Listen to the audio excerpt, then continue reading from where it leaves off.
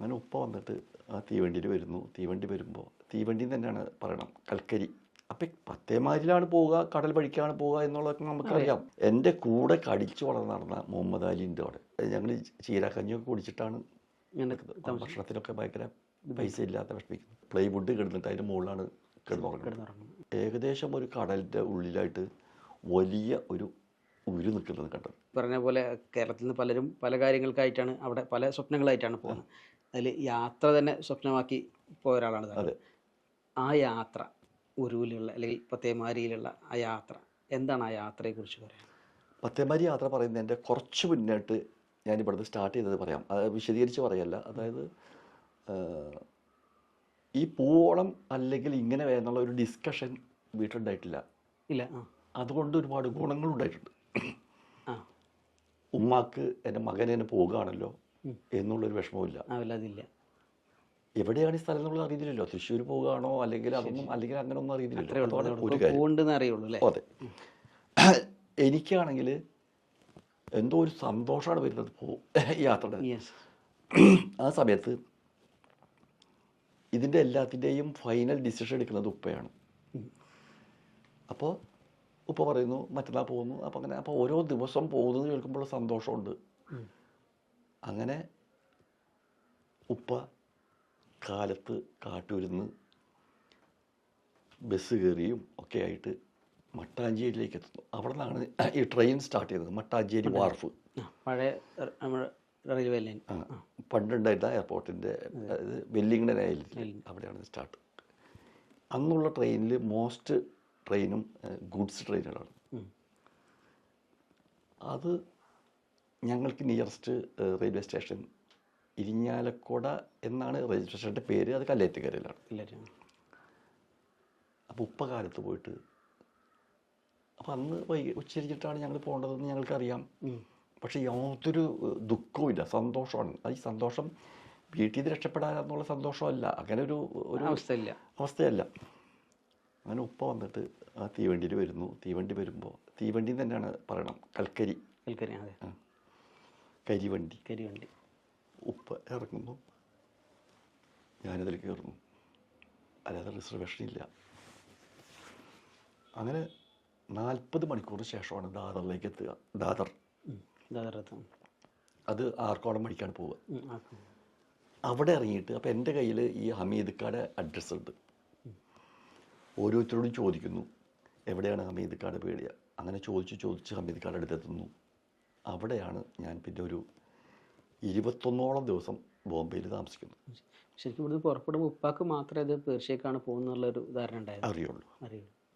ഉമ്മാക്ക് അറിയില്ല. അങ്ങനെ അദ്ദേഹം അവിടെ താമസിക്കുന്നു. അപ്പോൾ ഞങ്ങൾ തമ്മിൽ ഒരുപാട് ഏജ് മാറുള്ളത് കൊണ്ടും കാരണവരൊക്കെയാണല്ലോ അവർ ഈ ഹമീദ്ക്കൊക്കെ. അപ്പോൾ ശരിയായ ഒരു സംഭവം ചോദിക്കാനോ തമാശകൾ പറയാനോ അല്ലെങ്കിൽ ഒന്നും അറിയുന്നില്ല. പക്ഷേ ആ 21 ദിവസത്തിനിടയിലും ഒരു പോകുന്നുണ്ടെന്നുള്ളത് ഞങ്ങൾക്കറിയാം. ഈ ദിവസങ്ങളിലൊക്കെ ഒരു വേറെ പോകുന്നുണ്ട്. ഡെയിലി പോകുന്നുണ്ട്. പക്ഷേ ഞങ്ങളെക്കാൾ കൂടുതൽ കാശ് കൊടുക്കുന്നവരെയോ അല്ലെങ്കിൽ എമർജൻസി ഉള്ളവരെയോ കയറ്റി ഉണ്ടാവണം. ഡെയിലി പോകുന്നുണ്ട്. അങ്ങനെ ഓരോ ദിവസം പറയും. അപ്പോൾ ഞങ്ങൾ ചീരാക്കഞ്ഞിയൊക്കെ കുടിച്ചിട്ടാണ് ഭക്ഷണത്തിനൊക്കെ ഭയങ്കര പൈസ ഇല്ലാത്ത വിഷമിക്കുന്നത്. ഭക്ഷണമൊക്കെ നമ്മളെ കയ്യിൽ നിന്ന് തന്നെ എടുത്ത് കഴിക്കണം.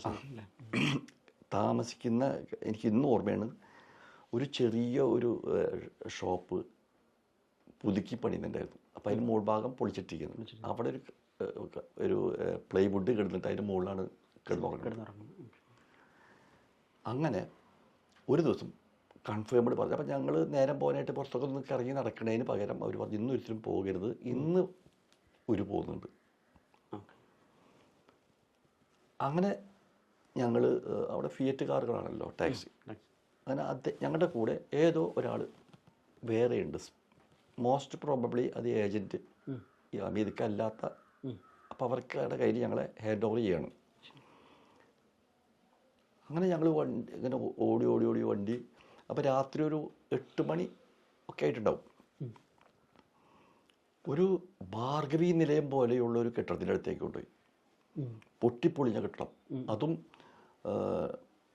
ബോംബെ ടൗണിൽ നിന്നും കുറച്ച് ദൂരം മാറിയിട്ടാണ്. അതിൽ ചെന്ന് കഴിഞ്ഞപ്പോൾ ഒരുപാട് ആളുകൾ ഇൻ്റർവ്യൂവിന് വരുന്ന പോലെ ഇങ്ങനെ നിൽക്കുന്നുണ്ട്.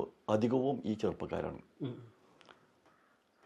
അതിലൊരു വലിയ കസേരയിൽ ഒരാളിരിക്കുന്നുണ്ട്. ആളെ കണ്ടാൽ തന്നെ നമുക്ക് പേടി വരും. ശരിക്കും ഒരു വില്ലൻ പോലെ. അയാൾ ഹിന്ദിയാണോ മറാഠിയാണോ സംസാരിക്കുന്നത്, എന്തായാലും മലയാളിയല്ല, സംസാരിക്കുന്നുണ്ട്. അങ്ങനെ സംസാരിച്ചു, ഓരോരുത്തരുടെയും ചോദിച്ചു. എനിക്കൊരു നമ്പർ തന്നു, 83.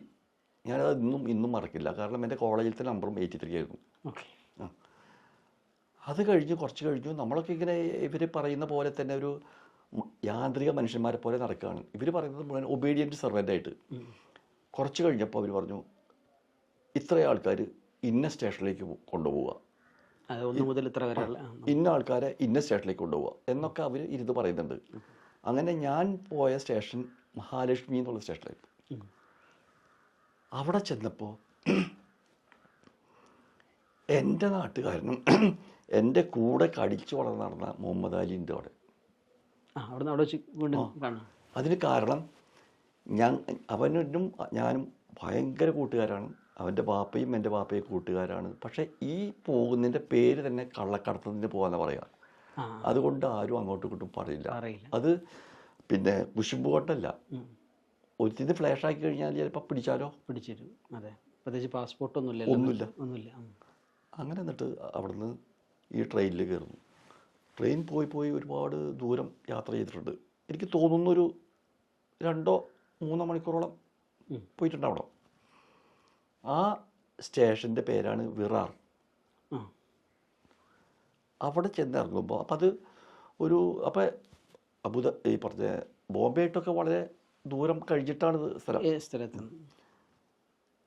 അവിടെ ഞങ്ങൾ ഇറങ്ങിയ നേരത്ത് ഞങ്ങൾ അത്ഭുതപ്പെട്ടു പോയൊരു സംഭവം. ഒരു സ്റ്റാഫ് ആരും അവിടെ റെയിൽവേ സ്റ്റേഷനിലില്ല. ആരുമില്ല. ഞങ്ങൾ ഇറങ്ങിയ ഒരു 150 അല്ലെങ്കിൽ 200 എത്ര ആൾക്കാരുണ്ടോ അവർ മാത്രം ക്രൗഡായിട്ട് പോന്നു. ഇറങ്ങാനില്ല, കയറാനില്ല, അവിടെ സ്റ്റാഫുകളും ഇല്ല. അങ്ങനെ നടക്കുന്നു. അപ്പോൾ ഒരാൾ ഫ്രണ്ടിൽ നടക്കുന്നത് നമുക്കൊരു ഗൈഡായിട്ട്, എല്ലാവരും ബാക്കിലൂടെ നടക്കുന്നു. അപ്പോൾ രാത്രി ഒരു 11 മണി ഒക്കെ ആയിട്ട് ഉണ്ടാവണം. നിലാവുള്ള ദിവസമാണ്.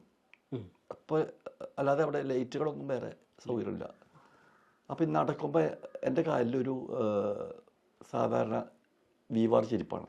അപ്പോൾ അത് ഇട്ട് നടന്നപ്പോൾ എനിക്ക് ഏകദേശം മനസ്സിലായി ഇതൊരു ചതുപ്പ് നിലം പോലെയുള്ള സ്ഥലം. അപ്പോൾ കുറച്ചുകൂടെ അങ്ങ് പോയപ്പോൾ കടലിൻ്റെ ഇരുമ്പൽ കേട്ടു. അപ്പം 10 മൈലിലാണ് പോവുക, കടൽ വഴിക്കാണ് പോവുക എന്നുള്ളതൊക്കെ നമുക്കറിയാം. അങ്ങനെ എല്ലാവരെയും ഒരു ചെറിയ വള്ളത്തിൽ കയറ്റി. അപ്പോഴും ഞങ്ങൾക്ക് ഞങ്ങളോട് പോലും ചോദിക്കേണ്ട ഒരു ആവശ്യം വരുന്നില്ല, ഇതിലാണോ ദുബായിലെത്താൻ പോകണമെന്നും. കാരണം ദുബായ് എവിടെയാണെന്നും ഞങ്ങൾക്കറിയില്ല.